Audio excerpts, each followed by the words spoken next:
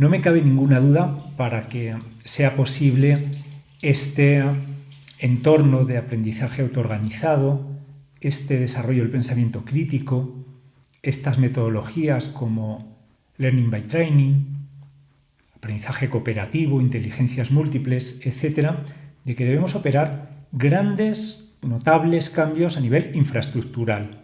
Me voy a referir de forma específica a lo que para mí es la clave.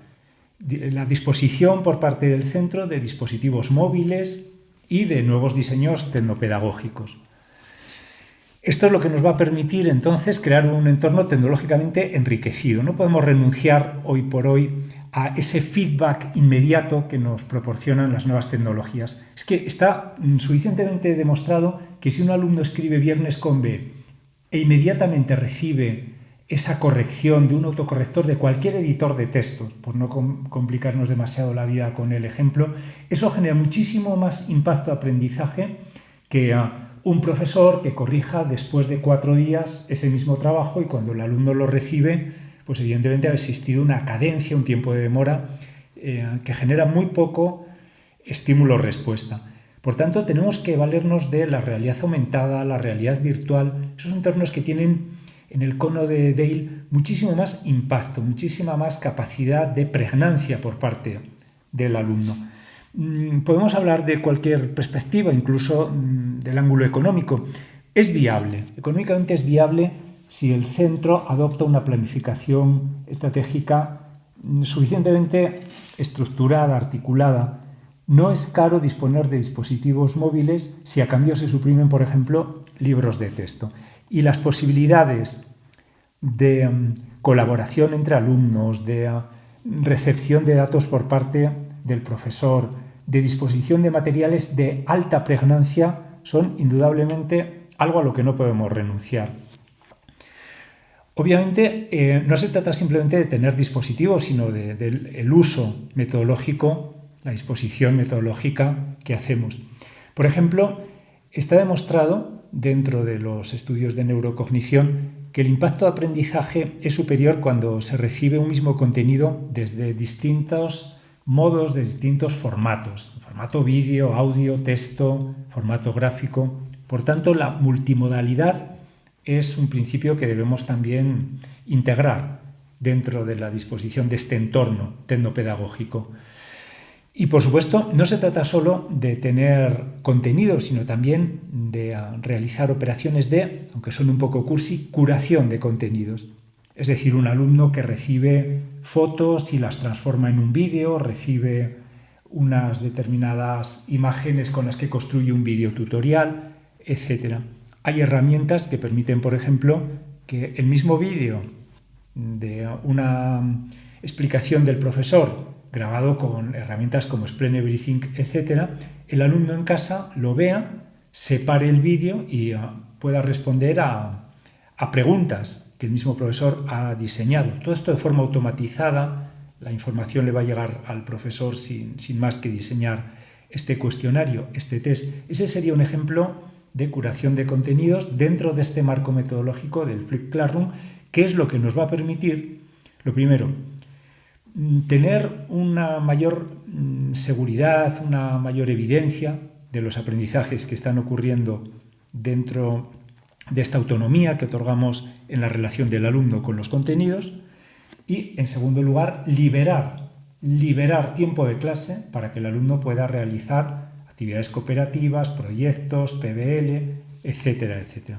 Por tanto, es clave el Flipped Classroom dentro de este esquema que proponemos como premetodología. No es exactamente una metodología, sino lo que nos permite llevar a cabo, implementar verdaderas metodologías. Y evidentemente esto también, este entorno también nos va a permitir ubicuidad del aprendizaje, es decir, que el alumno pueda acceder a contenidos y a materiales interactivos en cualquier momento, con cualquier dispositivo. Televisiones con internet, teléfonos, ordenadores, etc. Tenemos que implementar un ecosistema que no limite a nuestro centro escolar la disponibilidad de estos recursos, sino que estos recursos estén disponibles 24 horas al día, 7 días a la semana, 365 al año. Obviamente no podemos renunciar, según lo que conocemos de los estudios neurocognitivos, a la interactividad. Voy a explicar un poco mejor. De promedio, para que algo sea aprendido, se necesita repetir 15 veces. Nadie tiene tiempo en clase de repetir 15 veces un mismo contenido.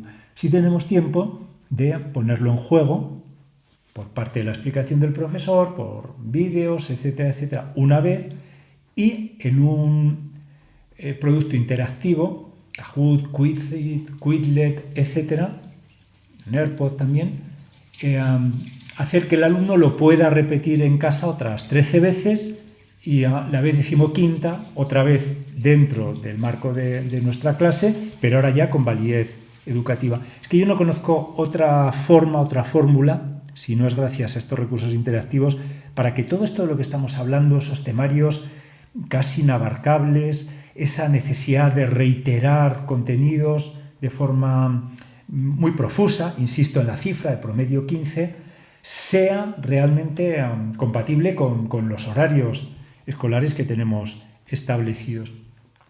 Y por último, y esto es fundamental, para mí es una de las claves, tenemos que ser capaces de conocer lo que los alumnos han aprendido en otros cauces no formales, los videojuegos, las novelas, las series de Netflix o de cualquier otro de sus repositorios de formas de ocio, e integrarlos curricularmente. Me refiero a lo siguiente.